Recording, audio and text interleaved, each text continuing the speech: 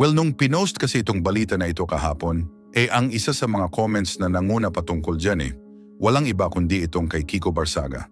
Well, mukhang ang paglaban ni Kiko kay Romualdez mukhang magiging tuloy-tuloy na. Pero kung kayo ang tatanungin, ay payag ba kayo sa balak ni Kiko Pangilinan na ito? Anyway, yung patungkol pala sa balak ni Kiko Pangilinan ganito kasi yan.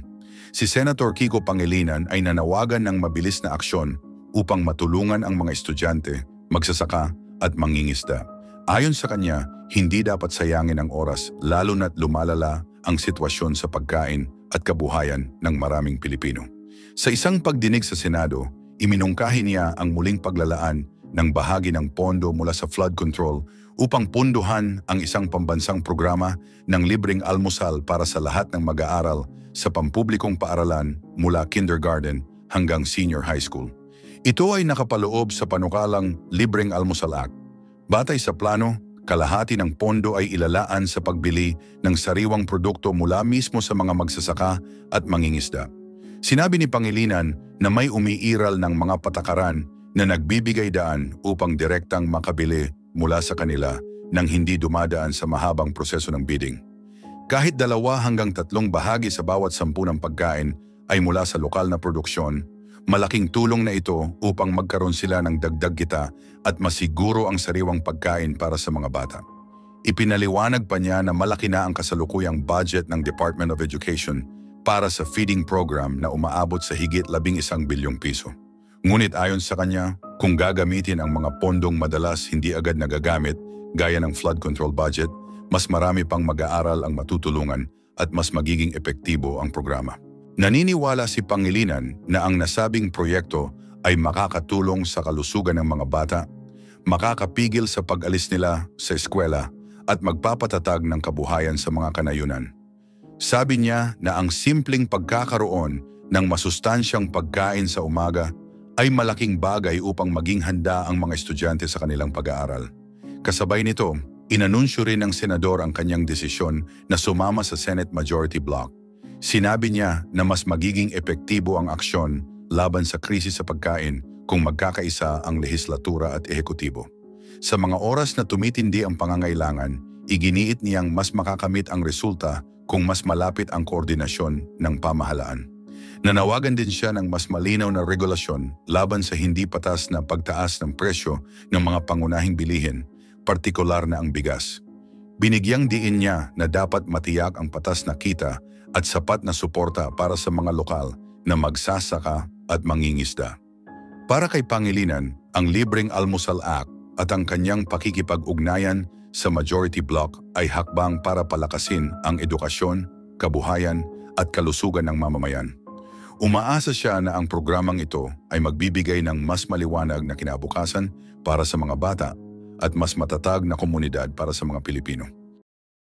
Well, isang mabilisan lang Natatandaan niyo ba yung sinabi ni Magalong na merong mga politiko ang hindi naglalagay ng pera sa bangko para safe silang hindi mabisto?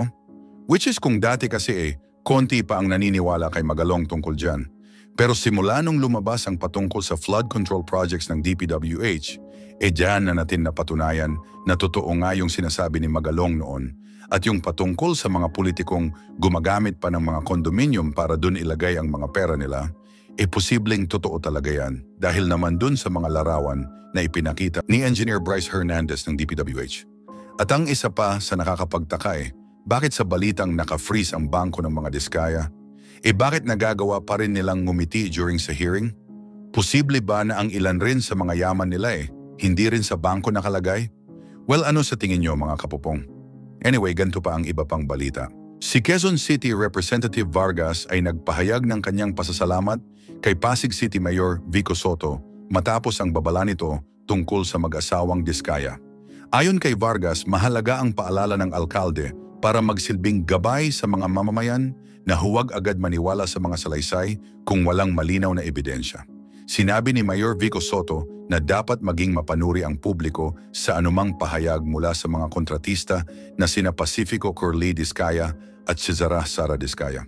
Binigyang diin niya na dapat laging humingi ng pruweba bago tanggapin ang anumang sinasabi ng sinuman. Kasabay nito, inilantad din ni Mayor Soto ang umano'y irregularidad sa ilang proyekto na pinangangasiwaan ng pambansang kagawaran na may kinalaman sa public works.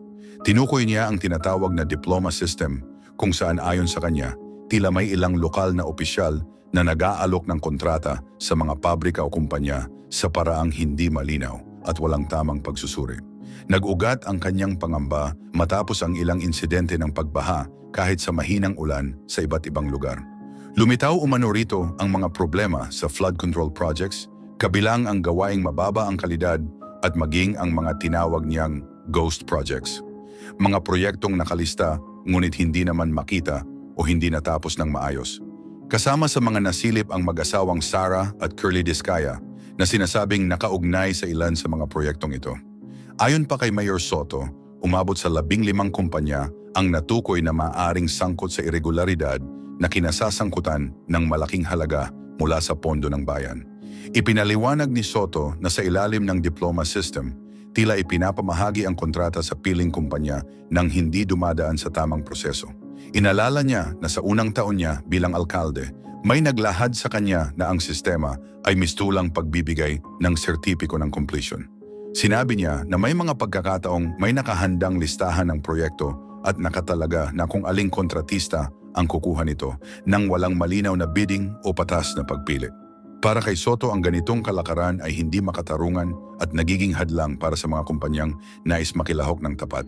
Well, mga kapopong, binigyang diin ni Representative Vargas na ang paalala ni Soto ay hindi lamang tungkol sa pagbanggit ng pangalan ng mga tao kundi isang mas malawak na paanyaya para sa lahat ng mamamayan na maging maingat. Ayon kay Vargas, ang pagtindig ng alkalde ay mahalaga upang mapanatili ang pananagutan at kalinawan sa mga usapin ng pamahalaan. Sa mga oras na patuloy na lumalabas ang mga alegasyon, iginiit ni Mayor Soto na mahalagang bantayan ang pondo ng bayan at tiyaking nakararating ito sa mga proyektong tunay na makikinabang ang mamamayan. Dagdag pa niya, ang transparency at tamang proseso ay pundasyon para mapalakas ang tiwala ng publiko sa mga ahensya ng gobyerno. Para naman kay Vargas, ang malinaw na paninindigan ni Soto ay nagpapakita ng leader na inuuna ang interes ng taong bayan.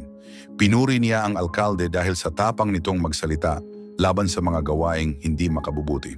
Naniniwala siyang sa pamamagitan ng ganitong mga aksyon, mahihikayat ang ibang opisyal na maging mas tapat at mas bukas sa mga mamamayan.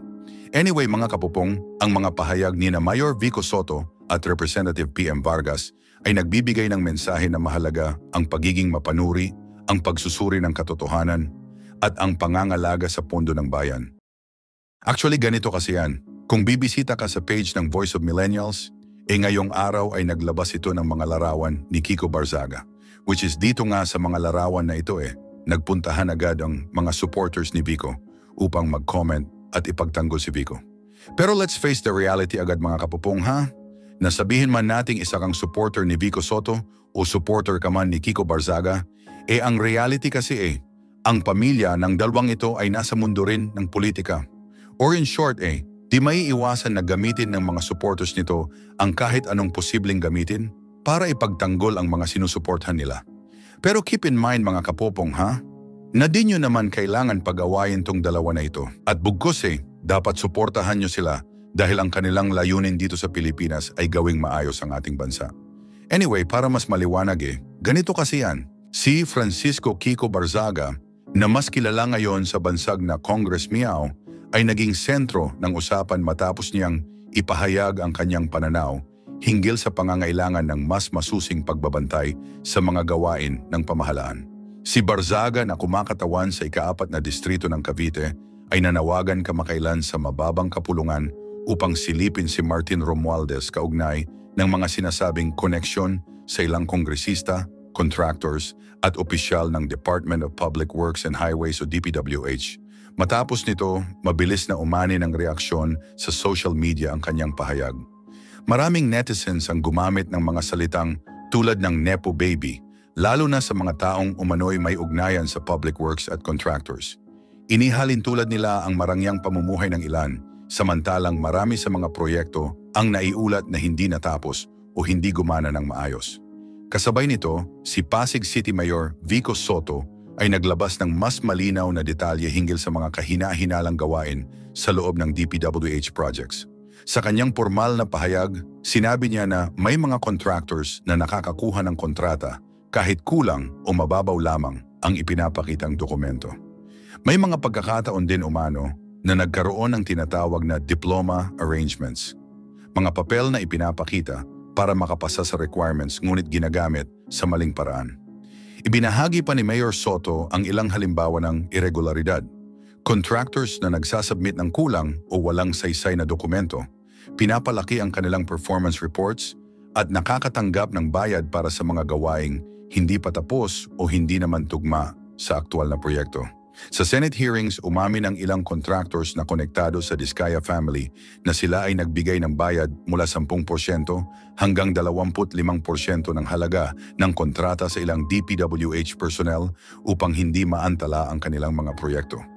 Sa mga pagdinig, sinabi ng pangalan ng ilang engineers gaya ni Alcantara at Bryce Hernandez. Gayon din ang mga kumpanyang St. Timothy Construction Corporation at Alpha and Omega General Contractor and Development Corporation na lumabas sa mga paratang. Mayroon ding mga akusasyon ng tinatawag na mock bidding. Ito ay mga pagkakataon na umano'y konektado o magkaugnay ang mga kumpanyang naglalaban-laban sa bidding, ngunit tila nakaplano na ang resulta mula sa simula pa lamang. Dahil sa mga pagbubunyag na ito, maraming panawagan ang lumitaw para sa accountability.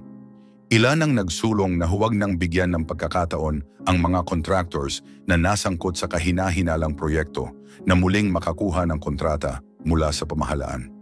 May iba naman na hinihingi ang mas malinaw na patakaran at mas bukas na proseso kung paano ibinibigay at minomonitor ang mga proyekto. Sa kabilang ng lahat, iginiit ni Barzaga na hiwalay siya sa kanyang dating partido at nanindigan na dapat bigyang diin ang etika, integridad, at masusing pagsusuri sa serbisyo publiko. Ang magkakaugnay na isyong ito, mula sa aligasyon ng hindi maayos na gawain sa public works, sa tanong kung sino ang tunay na nakinabang at sa mga tugon ng mga halal na opisyal, ay patuloy na pumupukaw ng interes at diskusyon sa publiko. Marami ang nagmamasid kung mauuwi ba ang mga paratang na ito sa konkretong reforma, kaukulang aksyon o pag-usig sa mga sangkot. Actually, ganito kasi yan at para sa mga late sa balita, ay paliwanag ko ng mabilisan muna ha. Nung isang araw simula nung magsalita itong si Kiko patungkol kay Romualdez, biglang nag-trending itong batang kongresista na ito dito sa Pilipinas. Bakit? Well, sarami kasi ng mga kilalang opisyalis dito sa Pilipinas isang batang politiko ang lakas loob na nagsalita na direktang pinangalanan itong si Romualdez. Pero bakit ang ilan naman sa mga Filipino na anti-Romualdez galit ngayon kay Vico Soto? Well, basically, ang isa sa mga iniintay nila ay magsalita itong si Vico patungkol rin kay Romualdez. So basically, yan yung summary. Pero kung bibisita ka naman sa page ni Kiko, siya na mismo ang nag-post na hindi sila magkalaban ni Vico Soto na sinabi niyang, "We have different adversaries but the same desired results." Or in short, itong dalawang batang politiko na ito ay totoong tunay na pagbabago sa Pilipinas ang layunin. Well, ang cool, di ba? Which is ang maganda naman sa paglabas nitong dalawa na ito matututo ang maraming mga Filipino sa pagpili ng matatalinong politiko na ang tunay na layunin ang sugpuin ng korupsyon dito sa Pilipinas. Anyway, ito pa yung iba pang balita. Kahapon mga kapupong ay lumitaw ang isang mainit na palitan sa pagitan ni Kiko Barzaga at Senate President Tito Soto. Nagsimula ito ng questionin ni Barzaga ang pagiging close ni Soto kay Martin Romualdez. At sinabi niyang limitado ang kakayahan ng Senado sa pagsiyasat dahil dito. Ayon kay Barzaga, dahil sa ugnayan ni Soto at Romualdez, may mga oportunidad para sa pagsisiyasat na hindi nagagamit ng buong husay. Sinagot naman ni Soto na dapat munang suriin ng mabuti kung ano talaga ang mga punto. Kung ito ba ay sapat na impormasyon para simulan ang pamamaraan. Sa isa pang bahagi ng usapan, hinamon din ni Barzaga si Soto. Hiniling niya na huwag lang basta magsalita, kundi harapin ang mga ulat at ebidensya. Diskaya lang kaya mo, takot ka kay Romualdez, ang isang pahayag ni Barzaga. Para sa kanya, may pangangailangan para sa tunay na paglilinaw at may responsibilidad silang tanungin ang liderato tungkol sa mga naulat na pag-aalinlangan. Sinabi rin ni Barzaga na matapos niyang umalis sa National Unity Party at sa majority bloc sa Kamara, may karapatan siyang magtanong tungkol sa mga usapin ng pondo. Anyway, mga kapopong, tumugon si Robert Ace Barbers tagapagsalita ni Romualdez, na malinaw naman na walang sangkot ang speaker sa mga internal na usapin o sa paraan ng paglalaan ng mga proyekto sa gitna ng transisyon. Isa pang punto sa debate, ang pagiging caretaker ni Romualdez ng distrito ni Barsaga matapos ang pagpanaw ng kanyang ama noong Abril 2024. Ayon sa mga ulat, ang tungkulin ni Romualdez ay nakatuon sa mga administratibong bagay, pagpapanatili ng mga serbisyong mahalaga, pagpapatuloy ng tungkulin ng yumaong kinatawan. Binigyang diin ni Barbers na wala siyang ginawang impluwensya sa mga proyekto o desisyon hinggil sa pondo sa infrastruktura sa panahong iyon. Sa isang fact-check na tugon ni Soto, sinabi niyang bago magsimula ang anumang pagsisiyasat, kailangang malinaw muna ang mga detalye. Kung kompleto na ba ang impormasyon, kung ano na ang sinabi sa Senado at sa Kamara, at kung ano talaga ang mga ebidensyang may saysay. Ang hidwaang ito ay nagbubukas ng mga mas malalim na tanong tungkol sa pananagutan sa pamahalaan sa paraan ng paghawak ng pampublikong pondo para sa mga proyekto na may malaking epekto sa mga komunidad. Lumilinaw na marami ang naghihintay ng matibay na paglilinaw, hindi lang dahil sa politika, kundi dahil sa pananaw ng mga mamamayan na karapat-dapat nilang malaman kung paano ginamit ang kanilang mga buwis at kung may pagkukulang sa proseso ng pamamahala dito.